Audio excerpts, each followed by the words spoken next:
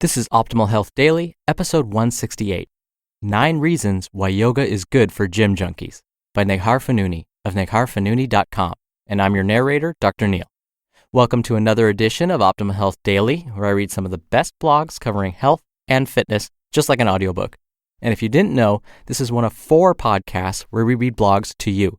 There's also Optimal Living Daily, where my brother reads to you posts about personal development, Optimal Finance Daily, which has some great tips to get out of debt and make more money, and Optimal Startup Daily for entrepreneurs, freelancers, and anyone interested in having their own business. Definitely check those podcasts out if you like the format of this show. Now, this week's theme seems to be mindfulness, releasing some of that stress in your lives, not multitasking, but focusing on one task at a time. Here we're going to talk about yoga.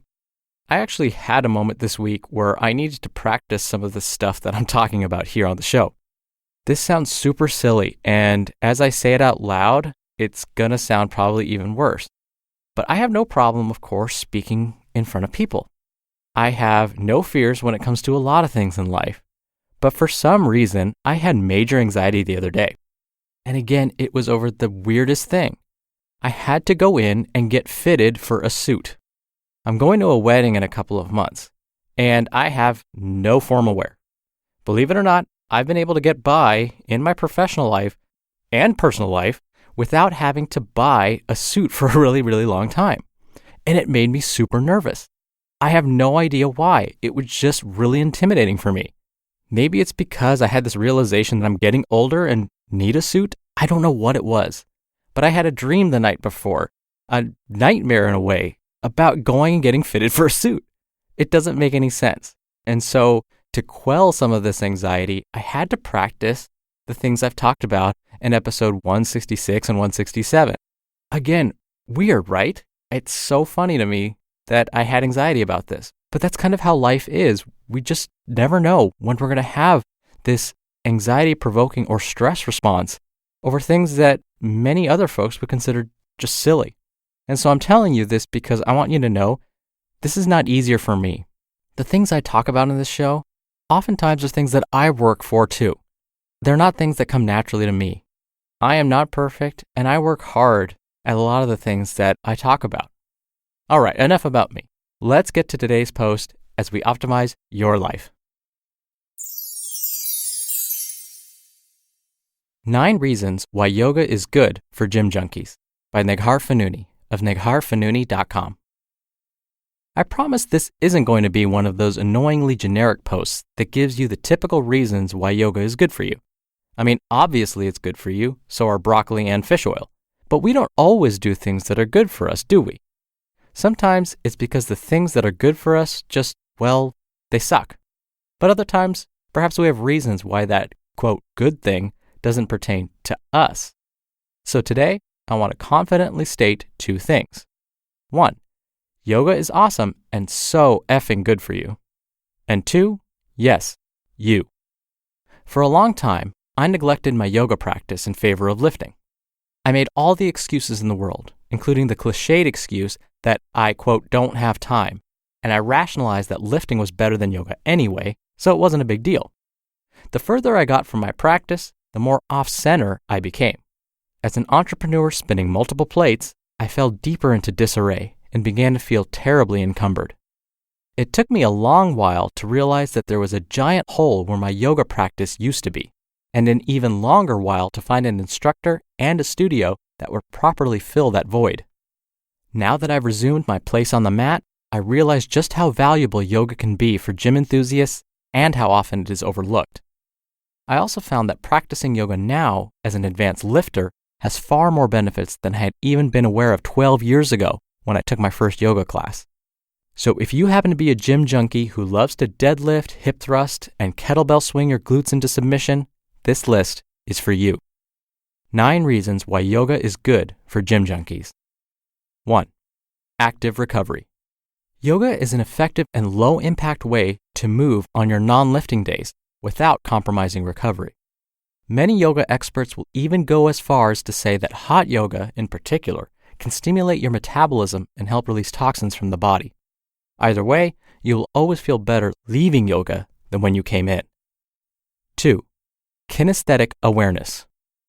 Flowing through poses while barefoot and mirrorless requires a great deal of control.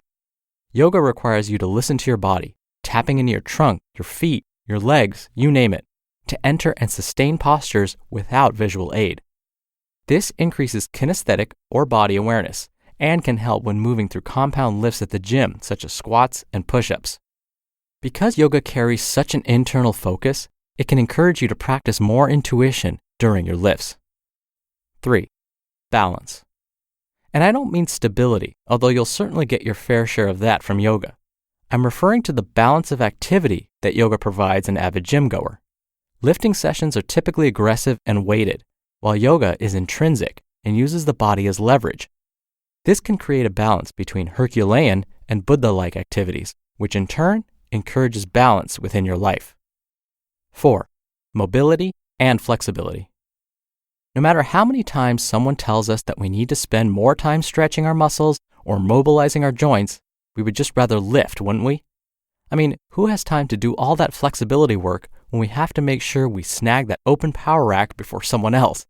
But improving your mobility and flexibility will increase your movement efficiency, benefiting your lifts exponentially. Yoga is a fun way to get bendy that won't take up valuable gym time. 5. Breath control. I cannot tell you how many times I've helped someone out of shoulder pain by teaching them to breathe from their diaphragm or coached a client into a stronger overhead press just by cueing them to breathe. Yoga places significant emphasis on the breath, which will keep you aware of your breathing during your training sessions. 6. The Goldilocks principle. Understanding when to hold back and when to push through is a delicate dance. You can sometimes set down the weight and think, I could have done more. Inversely, you might be wishing you hadn't pushed through that last ugly rep. Yoga teaches you how to feel free within your body, accomplishing challenging poses while fostering ease of movement. You can't force the poses if you intend to do them correctly, but you're encouraged to look within yourself for what you might be capable of. It's a beautiful balance of just right that can aid you in your lifting endeavors. 7. Body weight strength. It wasn't until I started practicing handstands last year that I discovered my strength training had some critical holes in it. Being able to move heavy iron relative to your body weight is awesome, but then discovering that you have little ability to leverage that body weight? Well, that was a revelation. Yoga improves body weight strength and puts you in positions that you might not otherwise put yourself in at the gym. 8. Non-competitive environment. Most of us who lift regularly have an inherent competitive nature. We compete with our previous lifts, with others at the gym, or even in an organized environment such as powerlifting or Olympic lifting competitions. This is part of what makes us so ambitious and something that should certainly be fueled. However, even when this competition is friendly, it's still competition and can sometimes blind us. Yoga is a non-competitive environment that can bring you back to your center when your hunger for big lifts gets ravenous. You'll have to learn to accept your progressions and avoid comparing yourself to the person on the mat next to you. 9. Bigger lifts. You might not typically think of yoga as something that can make you stronger, but it sneaks up on you like that. Yoga poses can translate to lifting strength by waking up muscles you don't often use, encouraging cooperative multi-joint movements, and giving you wicked upper body strength. I can deadlift over twice my body weight and perform multiple sets of 10 pull-ups, but crow pose humbles me. This branch of strength can only serve to make your lifts bigger.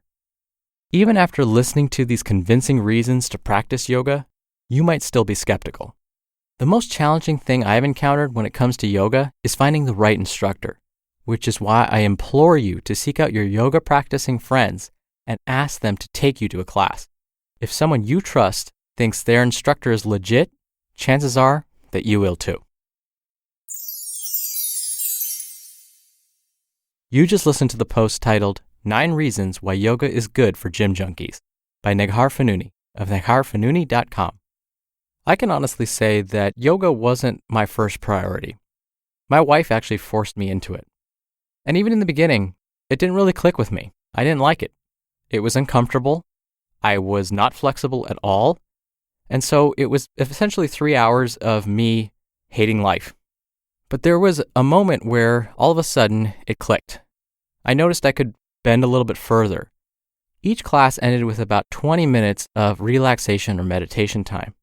And there was one class I still remember where during that meditation time, I felt something happen. A change occurred. I got to that place that the instructor kept talking about. And from there on, I was hooked. Now, I still don't practice yoga as regularly as I should. P90X power yoga is still kind of tough for me, to be honest. But I do practice some of those poses, especially when I stretch after my workouts. So this is, again, something I'm not perfect with, but I work on. And I encourage you to do so too. Now, just as a reminder, if you like the format of this show, check out Optimal Living Daily to learn more about habit building, minimalism, mindfulness, productivity, and lots more. That's hosted by my brother.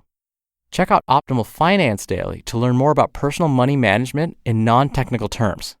And don't forget about Optimal Startup Daily if you have your own business or are interested in starting one.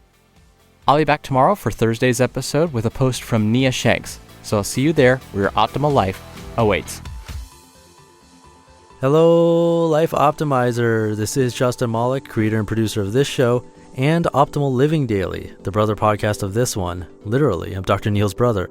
If you like the format of this show, you'll love Optimal Living Daily too, where I also read to you from blogs, but cover other topics like personal development, finance, and minimalism from bloggers like Derek Sivers, The Minimalists, Zen Habits, and many more.